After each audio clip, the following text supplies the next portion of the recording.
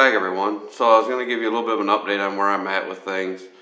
Not a whole lot going on here. The block, I got it back. It's bored out 125 thousandths. It's all cleaned up. Good to go there. They have the crank. They're going to turn it. I took them my rods. That way they can machine them out to take the inserts from a 50. I did price bearings from John Deere for the mains. Yeah, they're pretty pricey, but it is what it is. Nothing I can do about that.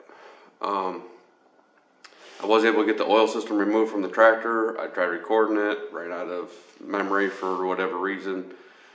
So I'm going to show you the oil system that's supposed to be in here. The only thing I did not pull out of here was the container that holds the oil filter. Everything else I pulled out, and I'll show you all that stuff there. Little update on the 3025D. May have broke something. I don't know yet. We're gonna find out. I'm gonna be gone next week, so I went ahead and took it to the dealer, explained everything that was going on, and we'll see if it's covered under warranty. If it's not, well, I'm gonna tear into it. So sort of what's happening and what I think is going on is it was somewhere around 50 hours. I never recorded because I thought it was something that I done. And I let the tractor sit outside for a couple weeks. The shifter got hard to shift from forward, neutral, reverse. I thought it was just the detent balls where I let it sit outside as far as in the shifter assembly, and it was just something that I'd done. What's happening now though is whenever I shift it into forward and I let out on the clutch, once it rotates a little bit, there's a clunk in the rear end. And then if I stop it and I put it in reverse, I let it on the clutch again, there's a clunk, and then it continues going. I just want to try to get this taken care of if it is covered under warranty before warranty runs out. But if it's not covered under warranty, like I said, I'll tear into it, and if it is, I'll find out what all that information is and pass it on to you guys. So let's look at this oil system on this thing. I wish I had the video of pulling it all out, but it was a real pain to get the camera in there and stuff. So the hardest thing was pulling the one tube off that goes on the inside of the oil filter, and I'll show you what I did to get that apart. So this is the whole oil system inside the tractor. Of course, this is your oil pump, and all this goes up inside of this strainer here. This hole right here is where this tube comes out. This is the coupling that comes from the camshaft and drives your oil pump.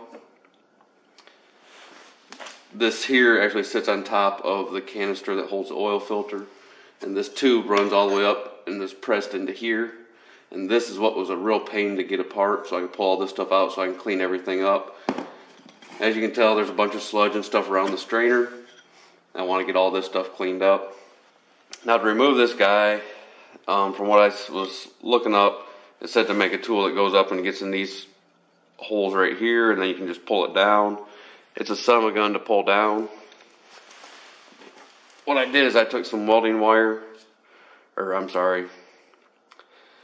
I took some welding rods and bent them into little hooks that I could hook up in here,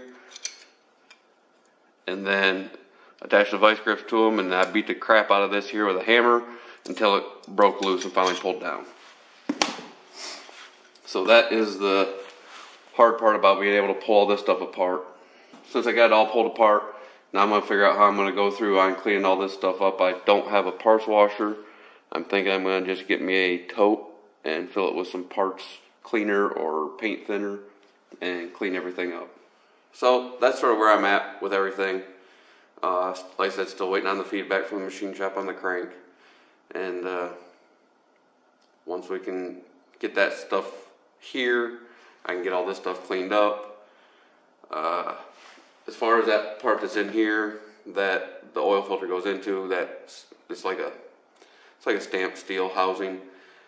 I don't want to try to pull that thing out. It's sort of just like that tube. It's pressed down into this case, and I could put it back in, but I don't want to damage it trying to get it out, so I'll just do the best that I can and cleaning everything up inside here. I want to get all these studs, get the threads chased on them, get all the nuts cleaned up. So that's going to take me a little while to get all that stuff done. I'm going to be gone for the next couple weeks again, so once I can get everything sort of cleaned up, the oil system should be the first thing I need to put back in there. So that and this, and then when I start going back together, we'll start videoing all that stuff too. So just hang with me, and once I get some information back on the D on what's going on with that, I will get to you guys, just so you guys know what issue I have had. This is going to be the first real issue, so stay tuned.